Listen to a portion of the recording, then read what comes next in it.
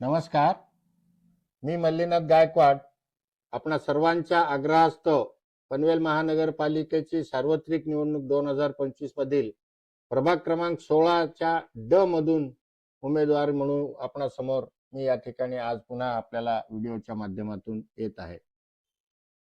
असं म्हटलं जातं की निवडणुका म्हटल्या की सर्व प्रकारचे उमेदवार उभे असतात, सर्व राजकीय पक्षांचे उमेदवार उभे असतात. परंतु मला एका गोष्टीची या ठिकाणी प्रकर्षानं आठवण करून देण्यासाठी किंवा आपल्या समोर सांगण्यासाठी मी आज मुद्दाम या व्हिडिओद्वारे आपल्या समोर येत आहे. आज भारतातलीच नव्हे तर जगातली सर्वात मोठी पार्टी म्हणून बिरुदावली लावणारी भारतीय जनता पक्ष, हिचा जन्म, या पक्षाचा जन्म 1980 साली झाला. परंतु यापूर्वी ही संघटना भारतीय जनसंघ या नावानं देशात राजकारणात होती देशाच्या. आणि या पक्षाचे 10वे माझ्या अंदाजाने अध्यक्ष भारतीय जनसंघाचे 10वे अध्यक्ष पंडित दीनदयालजी उपाध्याय यांनी निवडणुकींना सामोरं जात असताना मतदानासाठी काय काय पाहावं मतदारांनी यासाठी एक त्रिसूत्री सांगितलेली होती.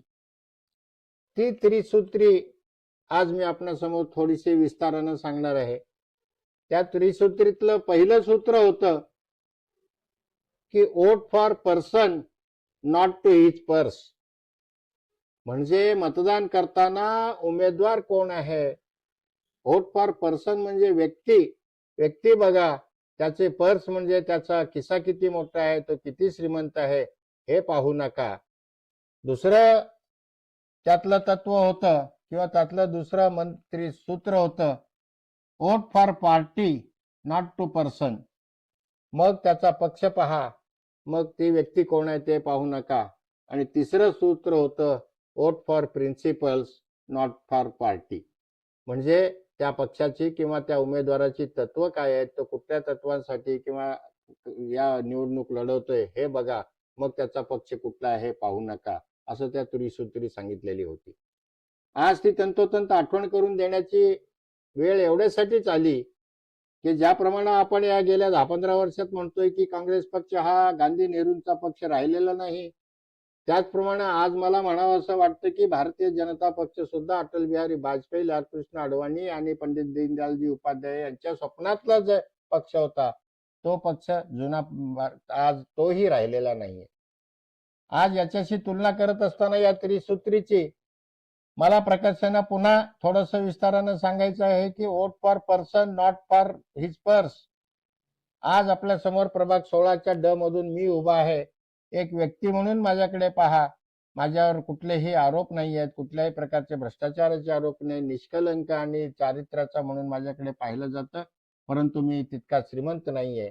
आज निवडणुका म्हटल्या की निरनिराळे आमिष दाखवली जातात, त्याबद्दल मी बोलणार नाही.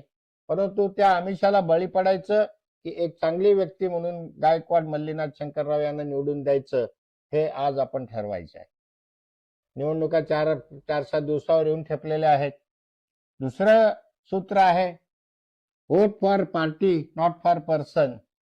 आता जर पार्टी म्हणजे पक्ष बघा मग व्यक्ती बघू नका असं सांगितलं होतं. आता मी म्हटल्याप्रमाणे की पाहण्यासारखा पक्षच राहिलेला नाहीये. मग आपण चांगली व्यक्ती असेल तर त्या अपक्ष म्हणून अपक्षाकडे बघायचं का, हेही आज आपल्याला हाही निर्णय आपल्याला करायचा आहे. आणि तिसरं सूत्र सांगितलं होतं vote for principles not for party. याच्यावर मी मुद्दाम आपल्याला जोर देऊन सांगेन की वोट फॉर प्रिन्सिपल म्हणजे तत्व, उभ्या असलेल्या व्यक्तीचे तत्व काय आहे, तो कशासाठी लढणार आहे, आपल्या हिताच्या गोष्टींसाठी झगडणारा उमेदवार आहे का, हे बघायचं आहे. मग त्याची पार्टी बघायची नाहीये, कारण तो अपक्ष उभा आहे. मी आपल्या समोर अपक्ष म्हणून येत आहे. त्यामुळं माझी जी ध्येय धोरणं आहेत ती माझ्या सगळ्या या जो जाहीरनामा दिलेला आहे किंवा संकल्पनामा जो दिलेला आहे मी, त्या संकल्पनाम्यातून विस्तारानं मी सांगितलेलंच आहे याच्या आधीच्या व्हिडिओत. पुन्हा आज मी त्याच्यावर पुन्हा जात नाही. परंतु आपल्या घरांवर आलेलं संकट वेळी समोर येऊन सिडकोला तो निर्णय मागे घेण्यास भाग पाडण्यासाठी ज्यांनी प्रयत्न केले त्याला आज आपण त्याची ध्येय धोरणं आहेत आपलं घर वाचवणं. मी पुन्हा सांगतो, नागरी सुविधांचा उल्लेख देखील माझ्या संकल्पनाम्यात आहे. त्याचबरोबर सिडकोच्या समस्या या दीर्घकालीन म्हणजे त्याचे दुष्परिणाम हे दीर्घकालीन होणारे आहेत. ते दुष्परिणाम रोखण्यासाठी आपल्याला आज सिडकोच्या या सर्व नियमांचा अटी शर्तींचा अभ्यास असणारा म्हणून माझ्याकडे तुम्ही पाहावं आणि मला ही निवडणूक निवडून देऊन मला महापालिकेत पाठवावं याची मी पुन्हा एकदा आपल्याला आठवण देतो.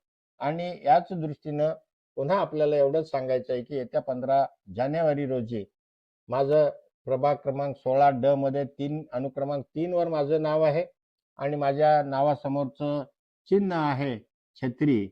जर आपल्याला त्या छत्री समोरचं बटन दाबून मला विजयी करायचं आहे, आपली जर सोसायटी भविष्यात चांगली व्हावी असं वाटत असेल तर आपल्याला छत्रीचं बटन दाबायचं आहे. ही गोष्ट मी पुन्हा एकदा आपल्याला विनंती करतो आणि मला आपला प्रतिनिधी म्हणून पनवेल महापालिकेत पाठवावं एवढीच मी आग्रहाची विनंती करतो. धन्यवाद.